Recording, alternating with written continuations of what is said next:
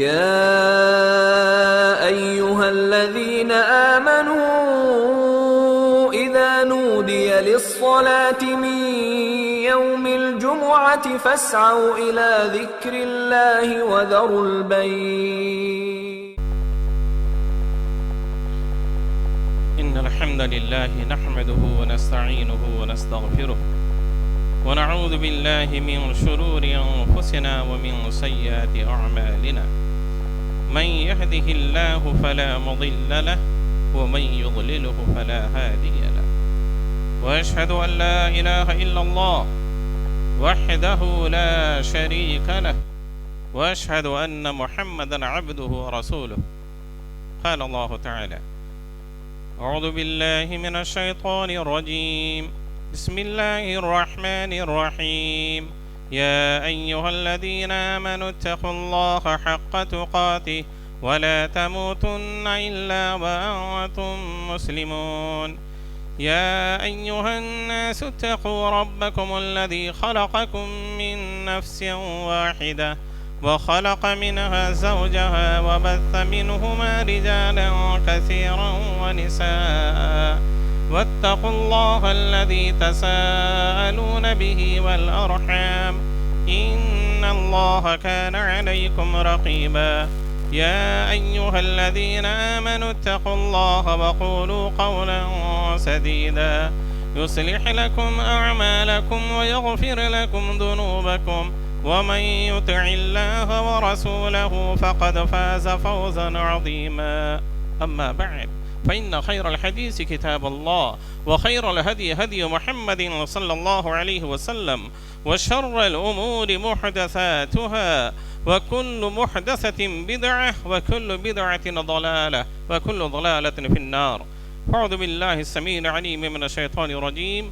بسم الله الرحمن الرحيم. اقترب للناس حسابهم وهم في غفلة معرضون. وقال تعالى: اليوم نختم على أفواههم وتكلمنا أيديهم وتشهد أرجلهم بما كانوا يكسبون.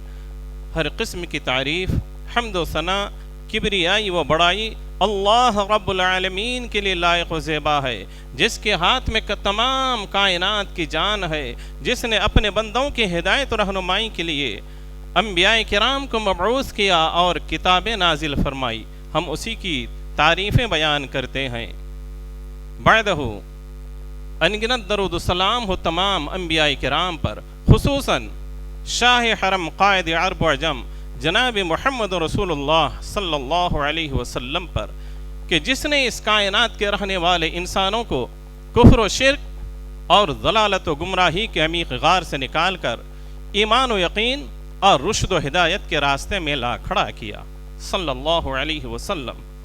محترم حاضرین جمعہ، سامعین و سامعات، میں نے ابھی خطبہ مسنونہ کے بعد آپ کے سامنے جو آیات تلاوت کی ہے، یہ سورۃ الانبیاء اور سورہ یاسین کی آیات ہیں. یہ وہ آیات ہیں کہ جو ہمیں یوم آخرت کی فکر دلا رہی ہے.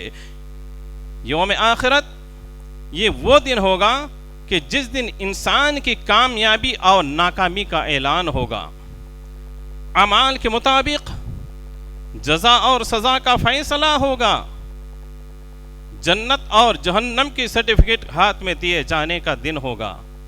یہ وہ دن ہوگا کہ جس دن ہر شخص سے براہ راست اس کا رب ہم کلام ہوگا، اور اس کے رب کے درمیان کوئی ترجمان نہیں ہوگا. بس انسان اپنی دائیں جانب دیکھے گا تو اسے اپنے بھیجے ہوئے عمل ہی نظر آئیں گے، اور اپنے بائیں جانب دیکھے گا تو ادھر بھی اپنے کرتوت ہی نظر آئے گا. اور جب وہ اپنے سامنے دیکھے گا تو جہنم کی بھڑکتی ہوئی آگ اس کے چہرے کے سامنے ہوگی. سامعین، یہ وہ دن ہے کہ اس دن کی مزید کیفیت بتلاتے ہوئے پیغمبر اسلام جناب محمد رسول اللہ صلی اللہ علیہ وسلم نے فرمایا کہ اس دن بعض کی حالت یہ ہوگی کہ ٹخنوں تک ان کا پسینہ ہوگا، اور بعض کے گھٹنوں تک تو بعض کے کمر تک پسینے ہوں گے، اور بعض کی کیفیت تو یہ ہوگی،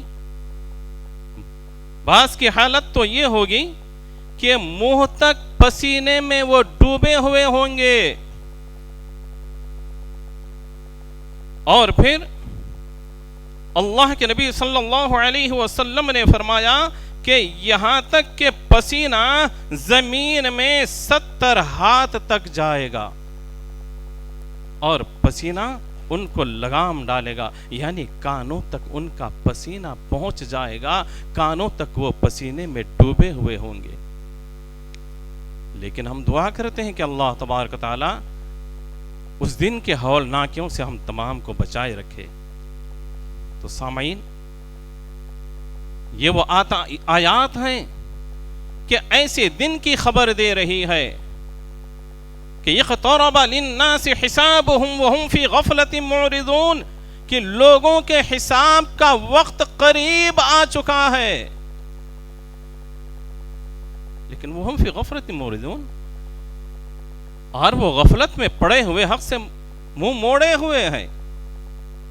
یاد رہے کہ لوگوں کے حساب و کتاب کا وقت آ چکا ہے سے مراد قیامت کا دن ہے، قریب آ چکا ہے.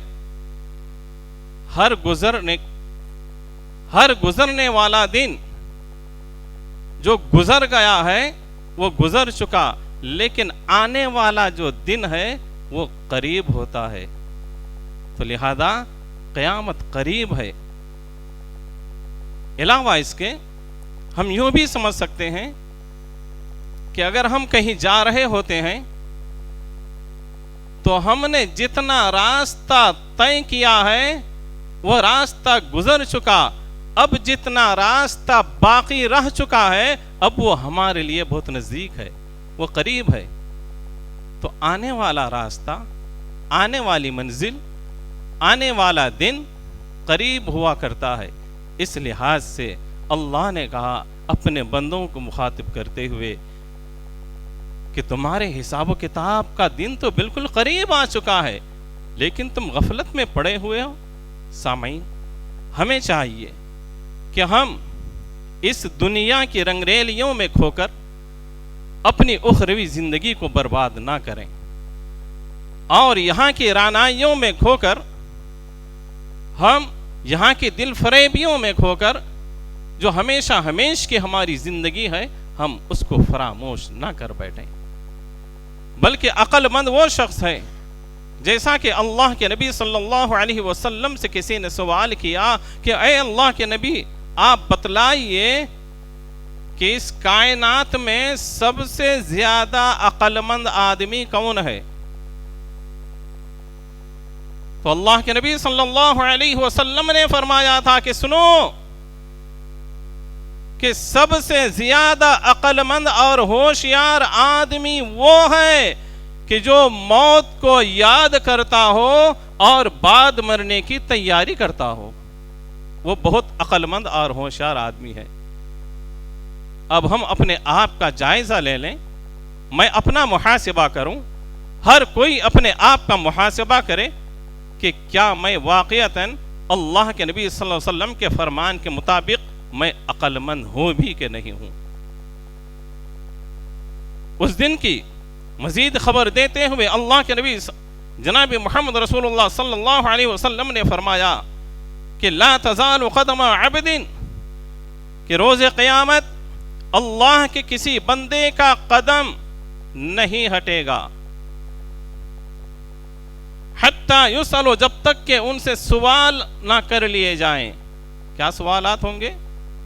عن عمرہ فیما افناہ، اے میرے بندے، میں نے تم کو عمر دیا تھا، تو نے اپنی عمر کو کس کام میں لگایا؟ 20 سال، 30 سال، 40 سال، 50 سال، 60 سال، 80 سال، 100 سال، جتنے بھی ایام تو نے دار فانی میں اس دنیا میں گزارے ہیں، تو نے میری دی ہوئی عمر کو کہاں خرچ کیا، کس کام میں لگایا؟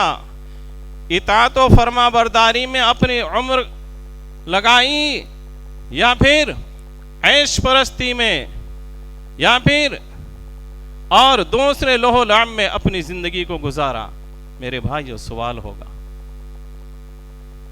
تصور کریں ہماری زندگی کی چلتی روش کی اور اس دن کے سوال کی۔ پھر سوال ہوگا کہ وَعَنْ عِلْمِهِ مَا عَمِلَ بِهِ، میں نے تجھے علم دیا تھا، جو کچھ بھی تم نے علم حاصل کیا یا جو کچھ بھی تو جانتا تھا اس پر تم نے کہاں تک عمل کیا؟ علم کا حاصل کر لینا ہی کمال نہیں ہے، جان لینا ہی کمال نہیں ہے، کتابیں پڑھ لینا ہی کمال نہیں ہے، بلکہ علم کے مطابق علم کا تقاضا یہ ہے کہ اس پر عمل کرنا ہے۔ اگر ہم نے علم حاصل کیا، جہاں تک مجھے جس چیز کا بھی علم تھا علم حاصل کیا، اگر میں نے عمل نہیں کیا تو پھر روز قیامت اللہ تبارک و تعالی کی بارگاہ سے ہم بچ نہیں سکتے۔ سوال ہونے والا ہے۔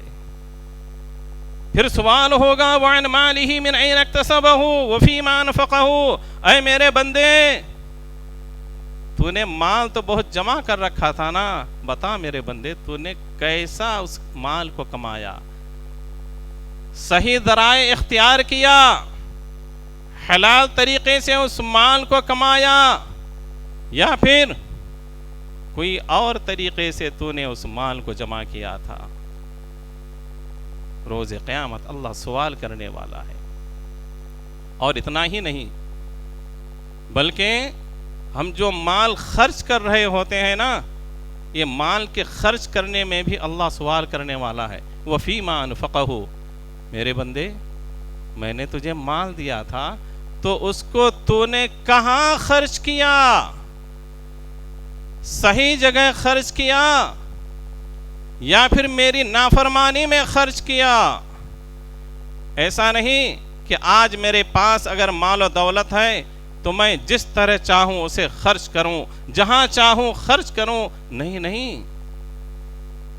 ایک ایمان والا آزاد نہیں ہے مال کے اس طرح خرچ کرنے میں، بلکہ ایک ایمان والے کے لیے ضروری ہے کہ جب وہ مال خرچ کر رہے ہوتے ہیں تو وہ یہ ضرور دیکھیں کہ میں جو یہ مال خرچ کر رہا ہوں یہ حلال جگہ خرچ کر رہا ہوں کہ نہیں، صحیح جگہ خرچ کر رہا ہوں کہ نہیں، اس مال کے خرچ کرنے میں اللہ تبارک و تعالیٰ کے پاس اجر ہے کہ نہیں، اللہ کے پاس اس کا بدلہ ہے کہ نہیں۔ کہیں ایسا نہ ہو کہ مال خرچ بھی ہو جائے اور روز قیامت اجر کے بجائے الٹا اللہ ہماری گرفت کرنے لگے۔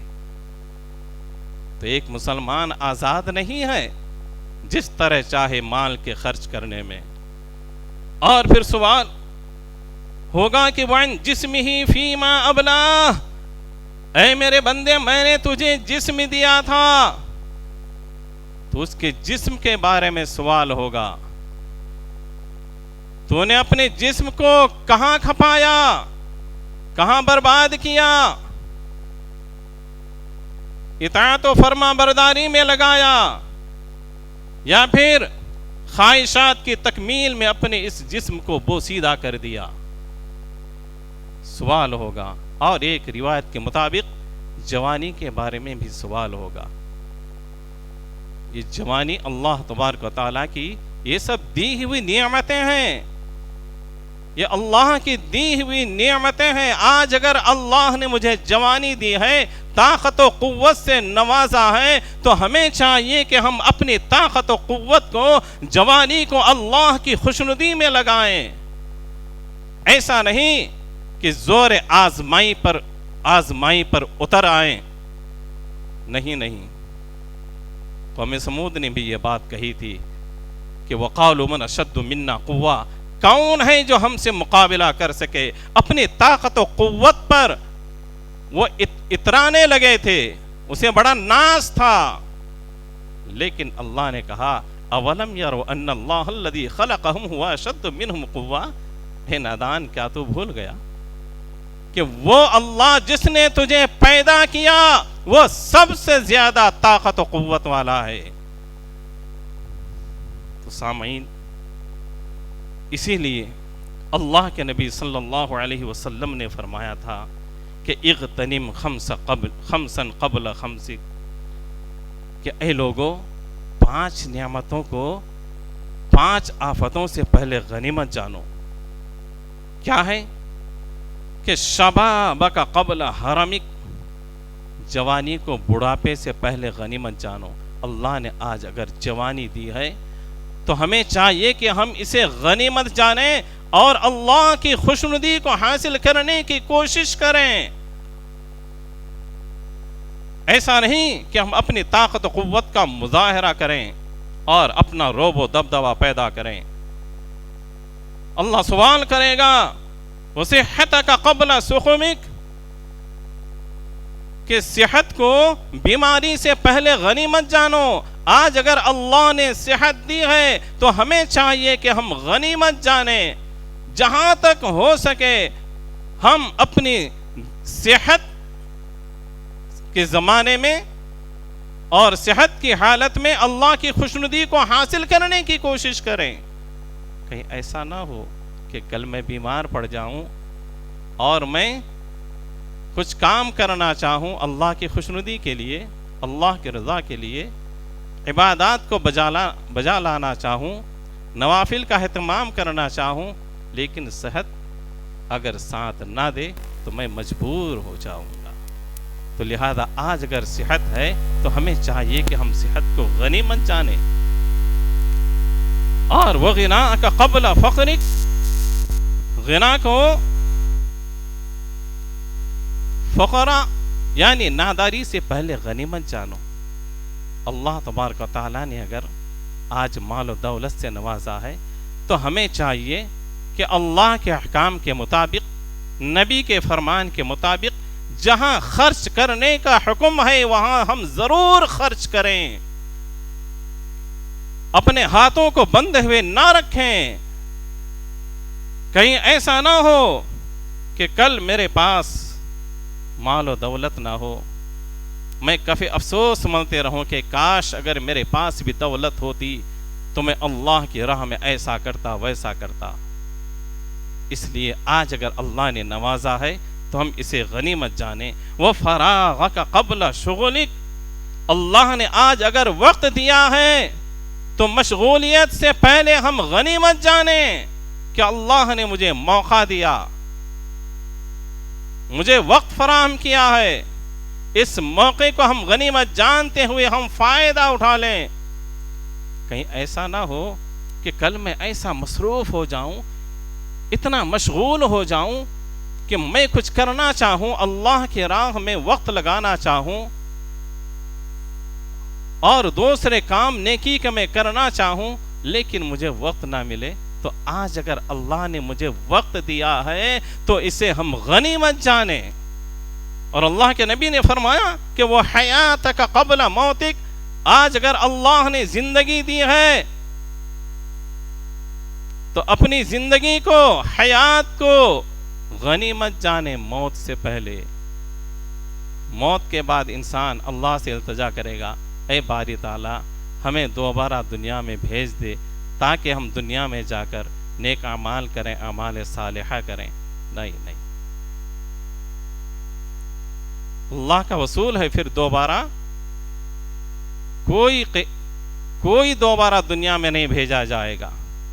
اگر ہمیں کل کی تیاری کرنی ہے تو آج جو ہمیں موقع ملا ہے، آج جو زندگی ہے، آج ہی ہمیں اسے غنیمت جانتے ہوئے تیاری کرنی ہے۔ سامعین، چونکہ مجھے جو وقت کہا گیا ہے وقت ہو چکا ہے، لہذا میں اپنی بات کو اور اللہ کے احکام، نبی کے فرمان کو ہم نے جو کچھ بھی سماعت کیا، ہمیں چاہیے کہ ہم ان باتوں پر غور کریں، تدبر کریں، اور قرآن ہمیں کیا دعوت دے رہی ہے، کیا پیغام دے رہا ہے، آیات ہمیں کیا فکر دلا رہی ہے، احادیث ہمیں کن باتوں کی طرف بلا رہی ہے، ہمیں چاہیے کہ ہم غور کریں، تدبر کریں۔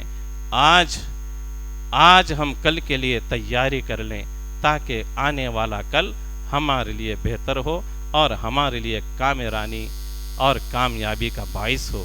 ہم دعا کرتے ہیں کہ اللہ تبارک و تعالی جب تک ہمیں اس دار فانی میں رکھے، ایمان و اسلام پر قائم رکھے، اور جب تک رکھے اللہ تبارک و تعالی اطاعت و فرما برداری کی زندگی اختیار کیے رہنے کی توفیق دے۔ اللہ ہمیں ہر قسم کے گناہوں سے، لو و لب سے ہم سب کو بچائے رکھے۔ آمین۔ والسلام علیکم ورحمۃ اللہ۔